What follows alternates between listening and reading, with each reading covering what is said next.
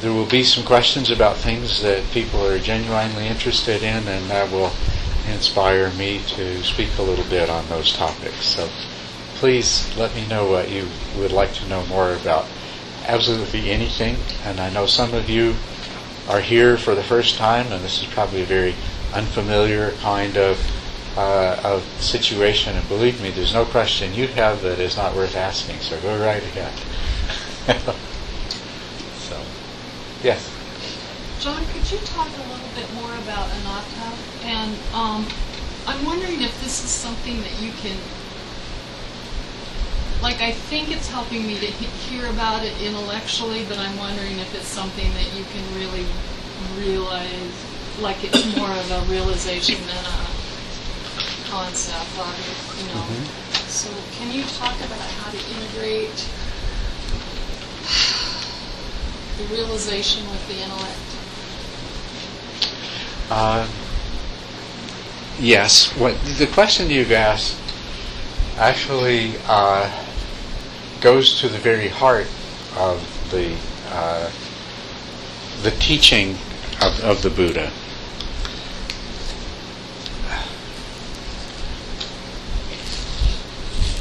Because the whole purpose of the practice, the whole purpose of the Buddhist Dharma is to come to that place where the delusions that we operate under are eliminated. And the ignorance that causes us to both to do the things that we do and to experience the suffering that we do is overcome and replaced by wisdom. That wisdom is understanding the way things really are. And the nature of that wisdom is such that it is very counterintuitive. And the heart of it is the emptiness of the self, anatta. The reason that we experience suffering is that and when we say suffering in Buddhism, it's not a very good word. Someday I'm going to figure out a better way to express it. The word is dukkha, and it means unsatisfactoriness, and the suffering that we experience. And life is full of a lot of genuine suffering. There's no question about that. But even apart from those very painful aspects of life that we would label suffering, there is an immense amount of dissatisfaction and disappointment, and this basically is woven into the entire texture of our lives, is that there's a lot of frustration, disappointment, dissatisfaction, and lack of fulfillment. And that can be traced to craving, desire, and aversion, which causes us to do things which increase the suffering of others unnecessarily, and which is actually at the root of our own suffering. The reason that we suffer is that we want things and we can't have them, or we get them, we lose them, and so on and so forth. But at the root of, to go to a deeper level, at the root of this craving, this desire and aversion, is of course the belief that we are this separate self, this idea that, and that's what anatta. Atta is the Pali word corresponding to the Sanskrit word Atman, which you might have heard before. And it means soul, self, that part of us that we feel is very separately and especially and permanently us. It's the I, the me, mine, the ego.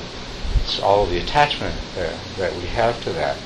And that's where all of our desire and aversion comes from, and that's how all of our suffering comes to be.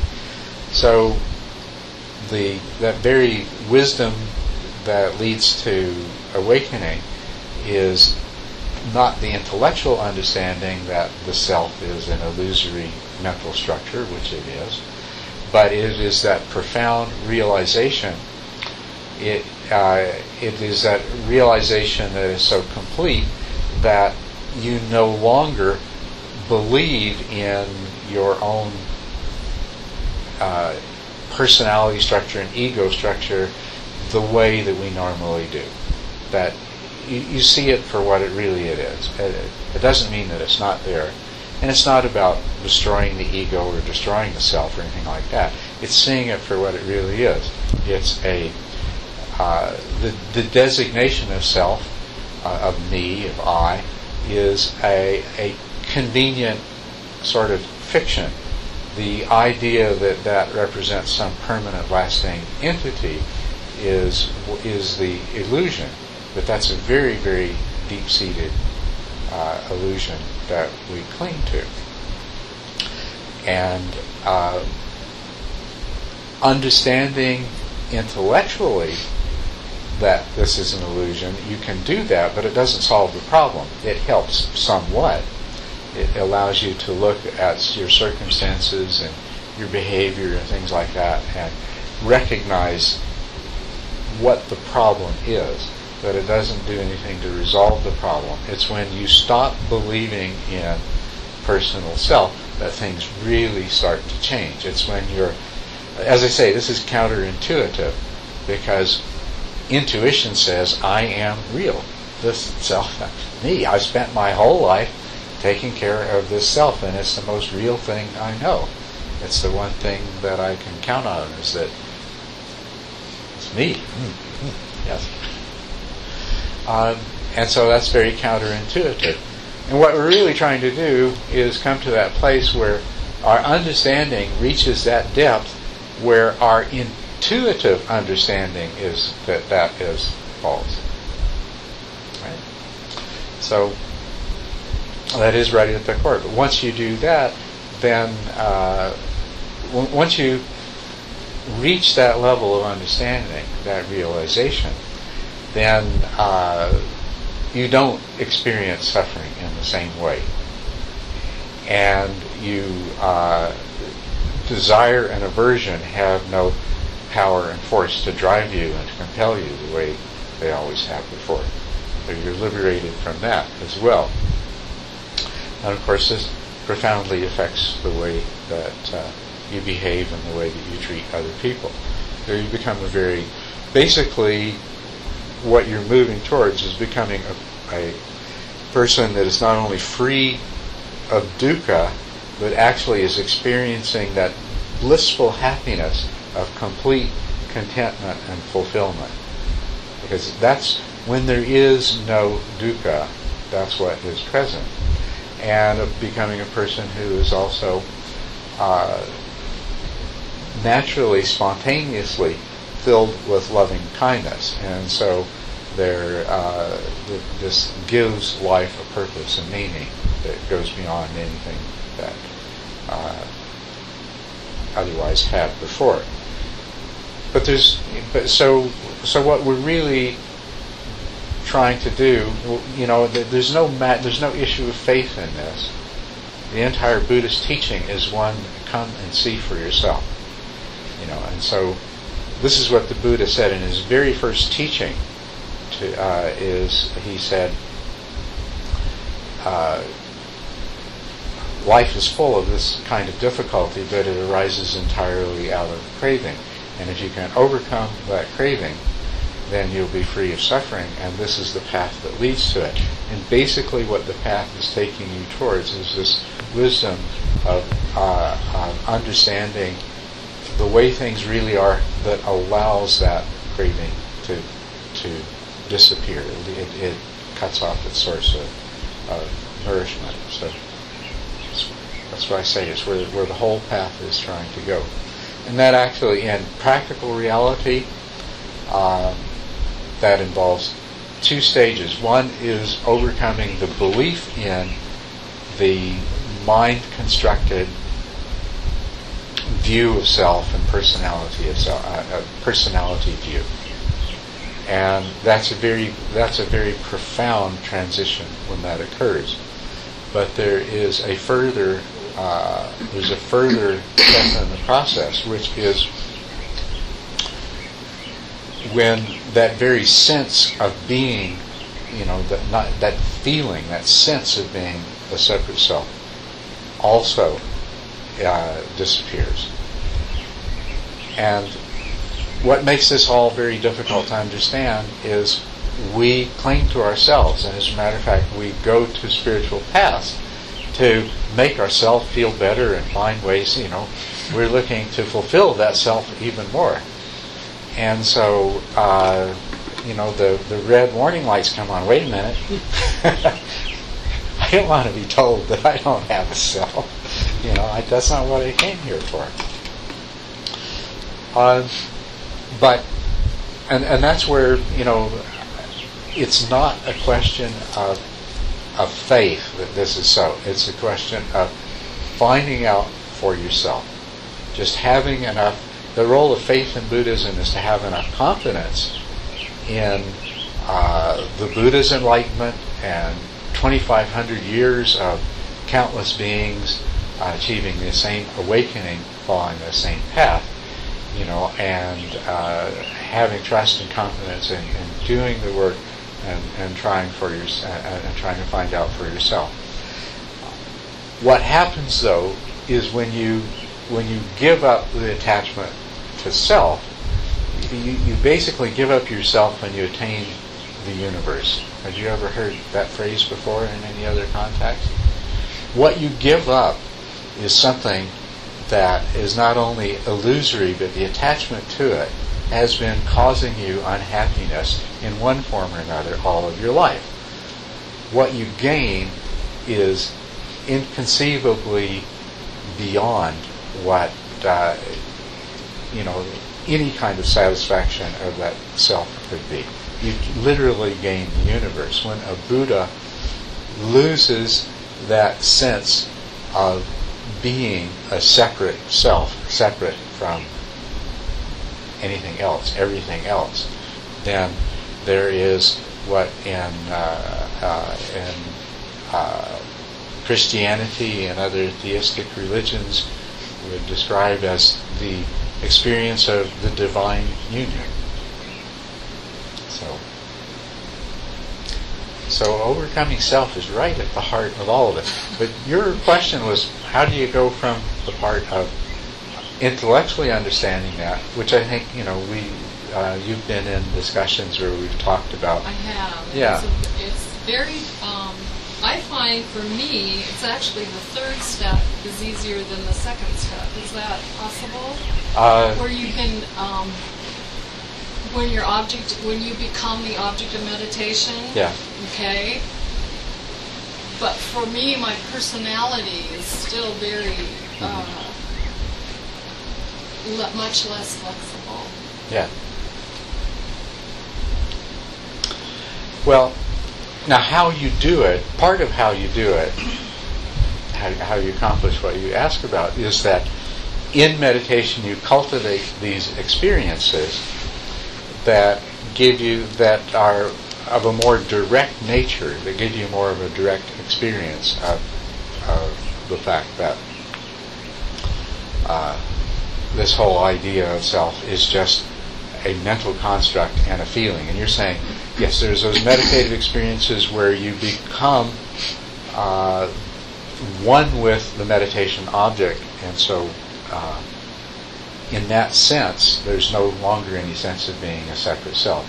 There's also a kind of mystical experience that is not at all uncommon, and people who do meditative practice often have this, and that's not in meditation, but they go out there in the world, and the boundary between the self and everything else dissolves, and they feel that they're just one with everything, and they have this direct experience that the trees and the rocks and the birds are actually in their consciousness, that there is just this one stuff or substance within which are all these objects and themselves. And that's a very important and valuable mystical experience. It also helps it helps very profoundly to reinforce this understanding. So yes, you have meditative experiences, and you may have these other mystical experiences where the sense of a separate self is temporarily weakened, dispelled to the degree that what's really wonderful about that is when that happens, you can appreciate the potential of giving up the self and achieving that kind of oneness. But that's still just a tiny taste. Another kind of meditative experience that we have is coming to that state of just being the pure witness. We're just observing what's arising and passing away in our consciousness, no matter whether it's thoughts or no matter if it's sensations and other kinds of physical objects or things like that. We're just the completely objective, detached observer, the witness of the unfolding of experience moment by moment. That can also carry over into a non-meditative situation as a mystical experience. That's called the dualistic mystical experience because there's very much this sense of separation. But what's really important about that is that you recognize that all of these things that you're experiencing are just arising and passing away in your stream of consciousness. They're arising and passing away in your mind due to their own causes and conditions, and they are empty of any sort of substantial nature. And this is a somewhat more easily attained experience for some people. As a matter of fact, in general, it's easier to grasp the emptiness of the external world we perceive, both logically and in terms of subjective experience, than it is to grasp the emptiness of ourself. So, understanding the emptiness of this seemingly solid external world is another very effective way of bringing us to the point of having a direct realization of this emptiness of self. So there are all of these different practices that we do are basically trying to help you solve that particular problem that you have. The first step is just the understanding of that's where you need to go. You need to recognize that everything is impermanent and constant flux. That both the external objects that you cling to and the sense of self that you cling to are fabrications of the mind and are empty of substantial reality. And then you realize that clinging to things of that nature is inevitably going to be disappointing. So that's what we say having insights into the three characteristics of impermanence and emptiness and dukkha, or dissatisfactoriness. So all of these different practices are through using our mind and our intellect, and then through direct experiences that we have in meditation, like the one that you described, but there's many others. And this is where you need a teacher. You need somebody to point them out, because you can sit down and meditate and not realize the significance of the experiences that you're having. But when you realize the significance of them and you see what they are, then they all start to congeal and come together, and that deeper intuitive way of viewing the world, of understanding your experience, shifts, and that's what brings you to that place that you're trying to get to and that we want to get to.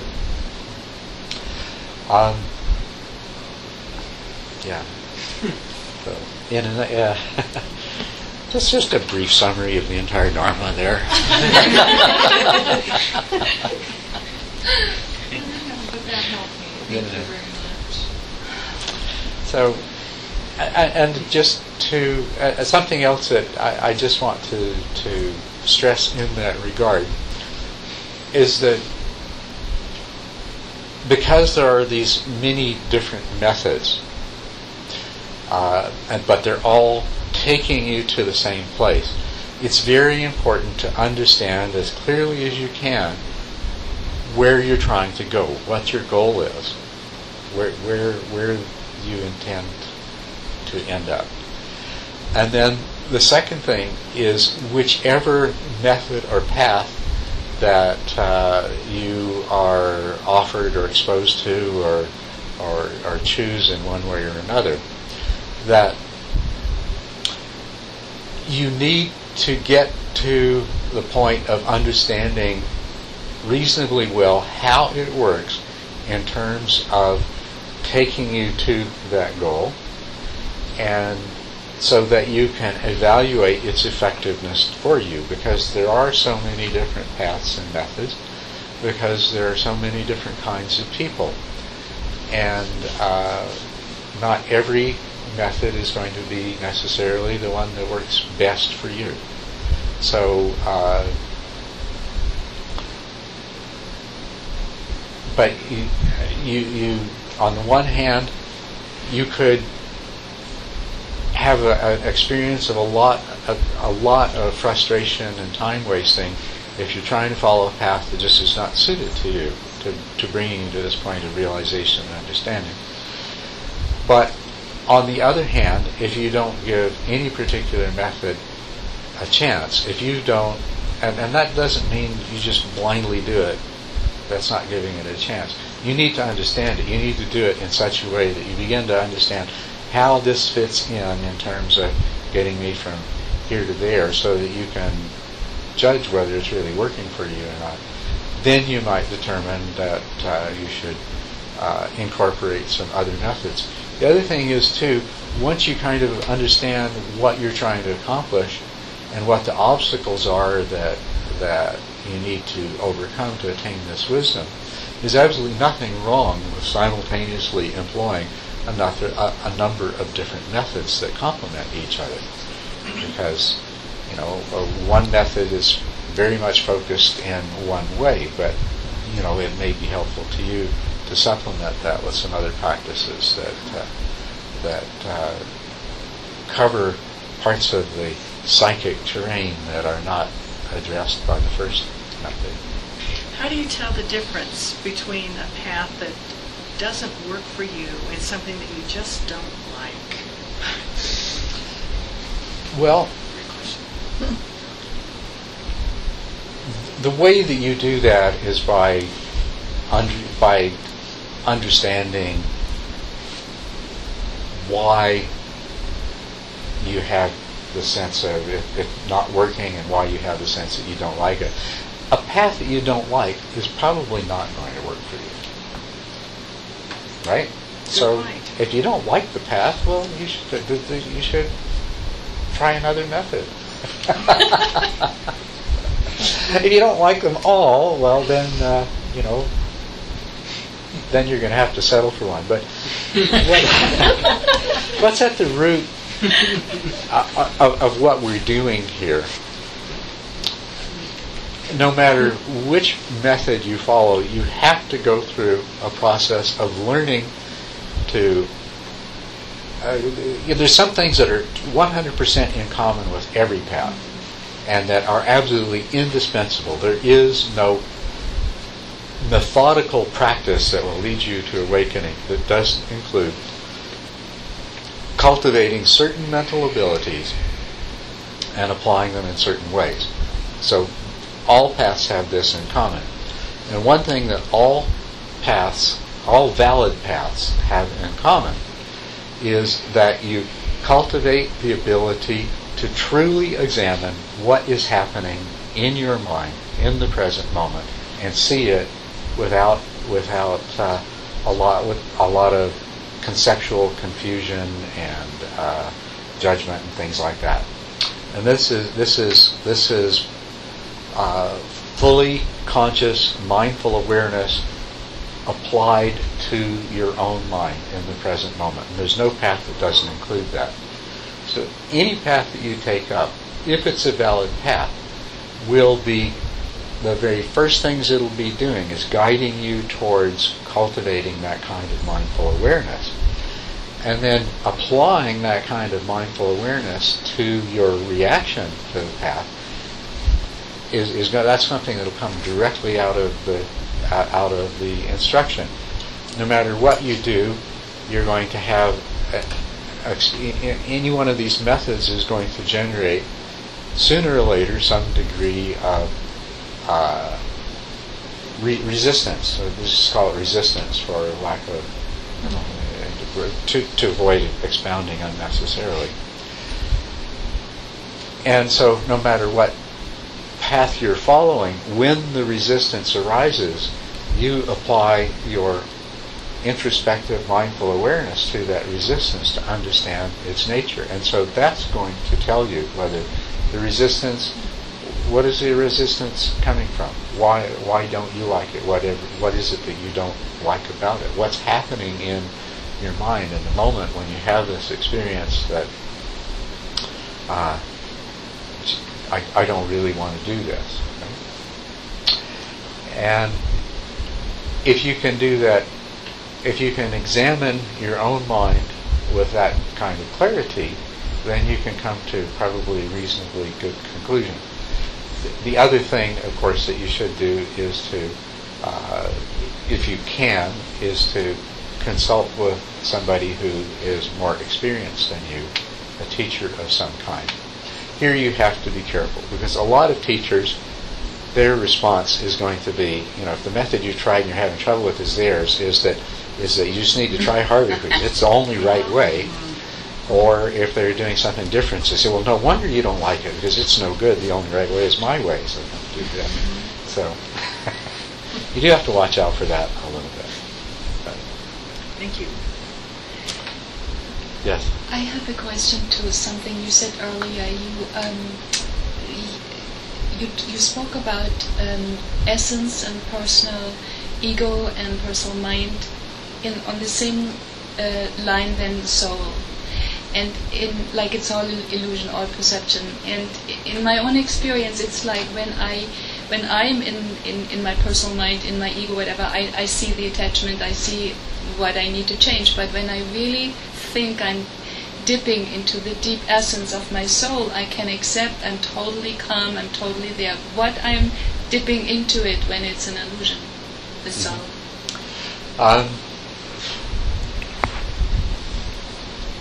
Well, if we speak in terms of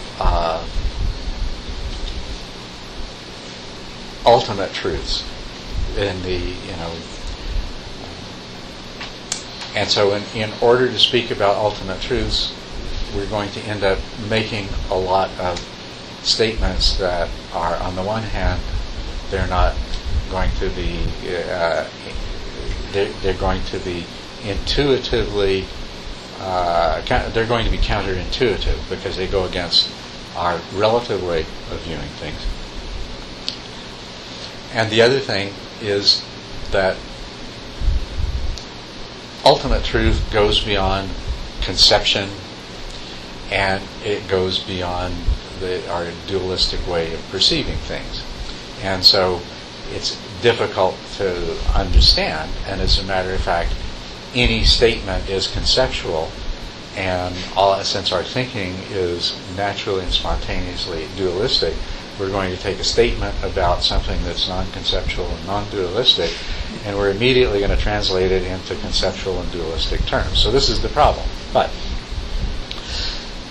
the ultimate truth, which you'll have to take on a kind of faith or trust and come and see for yourself, is that all experienced phenomena are empty of a self-existent nature of being the way we experience them. And that includes that experience of your own essence. Because unless we have to, we can qualify this, somebody who is experiencing the non-dualistic emptiness of all formations may subsequently, because it is a sort of absolute truth that they have experience. They may afterwards say to someone that I experienced my own true essence, which would be a poor choice of words because it's not an own, there's not a my and there's not an own in it if they experience the real thing. But to the extent that that this experience that you have is still in the nature of a subject-object duality, and to the degree that in the experience of it there is still a separation between whatever is the content of that experience and the experience of that experience and the rest of the world and other people, then there's another kind of false duality present. So you can have a wonderful experience of your own mind through the stilling of conceptualization and through the elimination of all of that emotional noise. And as a matter of fact, the process of meditation is filled with absolutely amazing experiences that we have.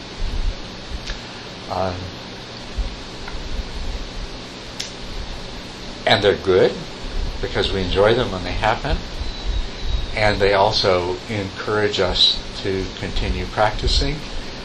And since all of them bring us in one way or another closer to the wisdom and the truth we're trying to pursue, every one of these meditative experiences is actually helpful to us on our path, provided that we don't misunderstand it and attach to it. Awakening is not an experience. It is absolutely not an experience. Awakening, enlightenment, liberation, whatever you want to call it, this goal that we're going to. Some people, not all, will have a significant marker event that happened at 12:19 p.m. on August the 14th, blah, blah, blah. But not everybody does. And there are many different experiences you can have that can just be incredibly wonderful, but they are not awakening. They are not enlightenment. Awakening, enlightenment, the goal of the path is a permanent condition or state, or it's a permanent state of being. It's not an experience that comes and goes. It may begin with a quote experience, but the experience that it begins with is even in a sense a non-experience. But experiences are not the essence of it. But in your meditation, when you have profound, wonderful experiences, which you didn't give me any detail, but I sense that it's one of those. Take what it has to teach you, but don't mistake it for being an experience of of an ultimate nature. And the one part of this that's a caveat is that to the degree that it is that there is still a perception of any kind of selfhood or experiencer or separateness, that then it's not the ultimate truth that we're talking about. If it were the ultimate truth that we're talking about, it would change the way your brain and your mind works, and subsequently you would find that you can no longer be deceived by the apparent reality of your mind's structures, including your mind's view of your own personality. So that's the other way of telling whether, when if you have an experience like this, is this the ultimate truth, or is this just another relative truth that's bringing me closer to the ultimate truth? Does it permanently change the way that your mind works in the future? That would not have that question anymore, right? Well, no, you would still have questions. It still has a lot of questions, because that's the other thing, is that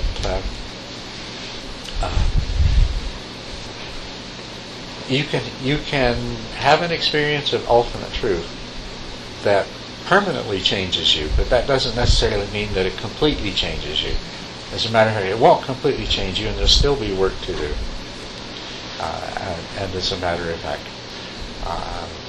the process of awakening may, it just goes on and on. So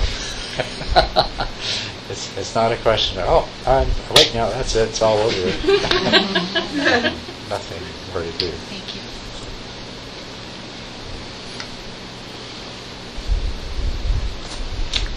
Thank you. Any other questions or comments on this topic? You see, this is a topic, this is a question that is only applicable to very serious people pursuing a spiritual path, because it is so much the opposite of what our normal way of thinking compels us to. We want a way to make ourself, we want to discover that ourself is permanent and perfect and holy, and all this other stuff is just, other stuff. And we want to discover that the self that we feel like we are is somehow going to be eternal and immortal and everything else. So you have to be serious about the path to even be willing to entertain a discussion on this topic. But the fact is that you've got to get rid of this impermanent, fabricated, unsatisfactory, and empty self first before you can realize that which is just the opposite: permanent, unconditioned, and not subject to birth and death. Yep. What are your thoughts about practices that visualize and try to see yourself as the divine or deity with God? How do you feel about those practices? Is there a correct way to do it where you're not getting attached to another sense of self, which is considered divine? Yes, that, as a matter of fact, that's one of the major dangers of those practices, is that you fabricate a new sense of self and become attached to it. And so when if you take, for example, Jason Kappa's writings on the stages of the path and use that as a guide to the application of these practices, what he says, and what I believe all of the teachers in the Vajrayana tradition teach, is that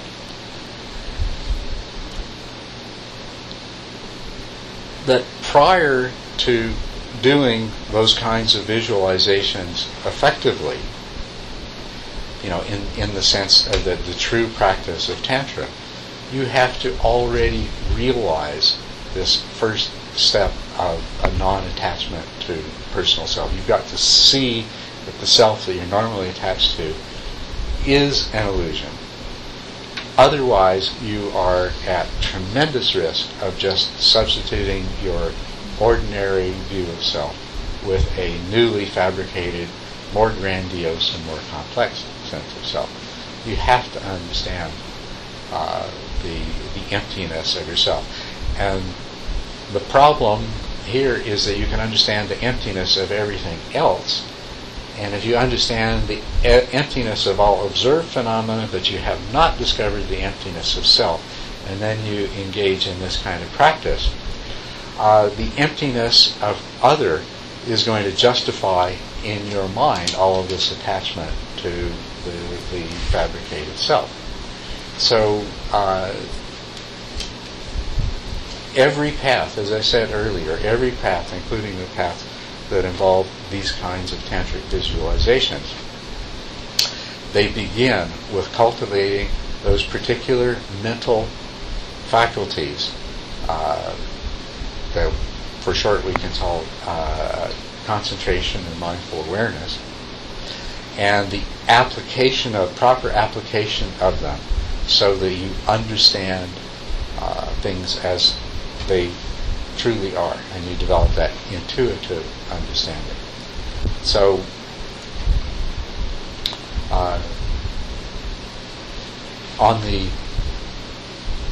in the tantric system, you're trying to take a shortcut to becoming a Sammasambuddha, a fully enlightened being. In other words, you're trying to not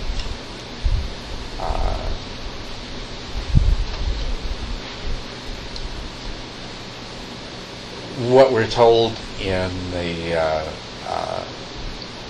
sutras is that to become a Sammasambuddha like Shakyamuni, that the way is to spend countless lifetimes, eons and eons, not being fully enlightened and building merit and wisdom, so that you can at some point be born as a being who will become a Sammasambuddha and then be able to liberate all beings. And so the tantric practice is a shortcut to that.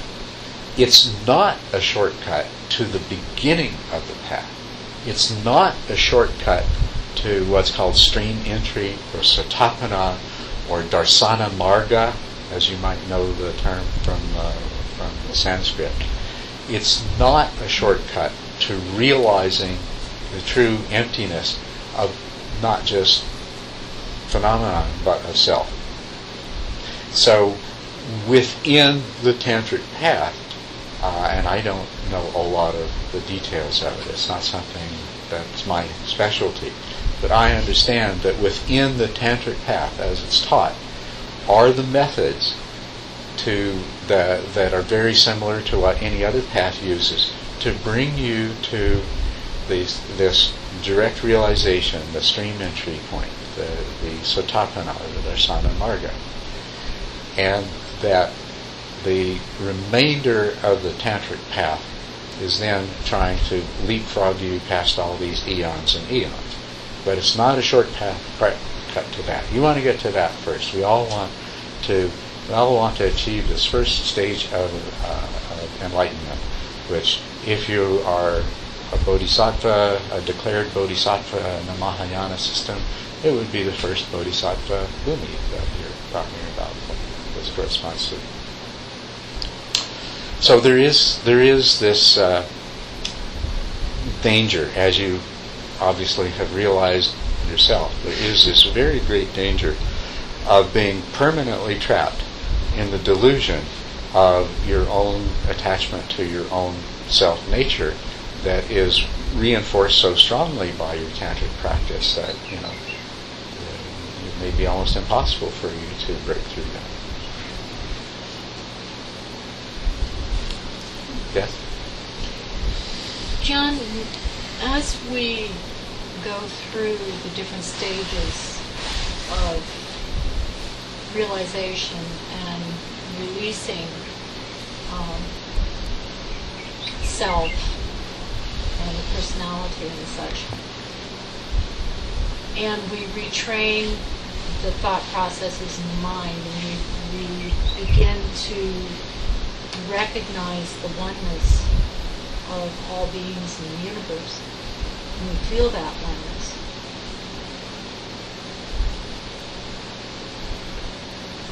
And we're moving forward, and then something happens in the physical realm or in the physical being that is hurtful or stressful, that brings back old patterns and old attachments. Mm-hmm. Is it the best practice to simply recognize that and then let it go? Yes. Or, is it, and how do we get beyond those old feelings as far as that is concerned?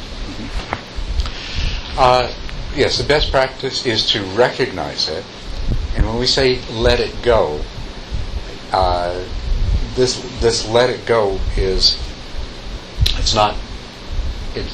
letting go is not pushing away. Letting go is not denying and rejecting. Letting go is saying, aha, yes, that is there. And seeing it for what it is, seeing it in its unwholesome nature, seeing it in terms of the fact that it's there because it was established through past thoughts and actions and intentions, and that it has yet to be purified from your mind stream. But you don't blame yourself for it. You don't reject it. But you have neither positive nor negative attachments. Definitely you don't want it, but you're also not going to go into a state of rejecting and aversion and self-blame or anything else because it's there. That's the letting go part of it. Seeing it, recognizing it when it comes up, and it's very important to recognize the associated feelings that come up with, if there's a pattern of behavior, it has its own constellation of feelings and probably other subtle beliefs that are connected with it. The more clearly you can see and recognize those for what they are, the more quickly you will be able to overcome and be free of that. It's an ongoing process. It's a very important part of the practice. It's an indispensable part of the practice, is to be mindful of the unwholesome aspects of your own personality and how they manifest, and to clearly see their problematic nature. What you do is you allow the mindful investigation of that to do all the work, so that you're not trying to destroy them or drive them away or anything else.